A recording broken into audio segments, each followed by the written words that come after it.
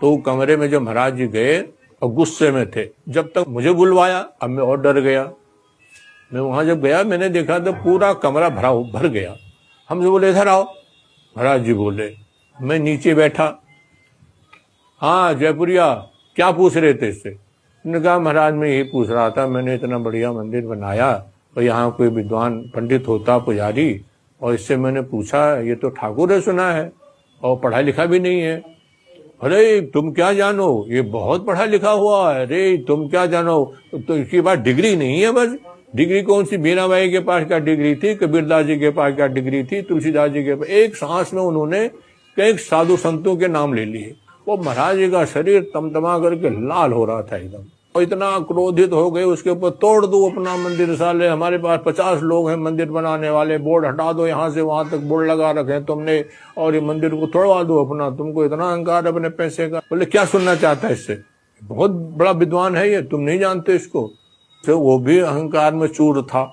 उसने कहा महाराज जी गीता सुना देंगे। हाँ गीता सुना देगा, कौन सा अध्याय सुनना चाहता है? ने कहा 11वां अध्याय सुना देगा ये। तो मैं, महाराज यहाँ बैठे थे, मैं नीचे बैठा था। तो मेरा तो जब जब वो बात हो मेरे उसी लय में तेरा शरीर कांपे, मुझे डर लगे मुझे। तो महाराज जी ने एक दफे ऐसा कुछ किया कि यूं जैसे पैर बदला और वैसे कम्बल मेरे ऊपर ढकते हुए अंगूठे से मेरे यहाँ पर टच कर दिया, और फिर मैं बिल्कुल ऐसा बेहोश हो गया कि मुझे कोई फिर होश नहीं है। लेकिन ये मुझे लग रहा, आभास हो रहा था कि हाँ मेरे कंठ से आवाज आ रही है, गीता के श्लोक, और इस प्रकार की आवाज, इतनी शुद्ध आवाज मुझे सुनाई दे रहे थे वो, लेकिन मुझे और होश नहीं हो रहा था। पूरा कमरे में सन्नाटा हो गया, जितने भी लोग बैठे थे। तब तक जयपुरिया बिल्कुल रोने लग गया और महाराज जी को प्रणाम किया, महाराज जी से माफी मांगी।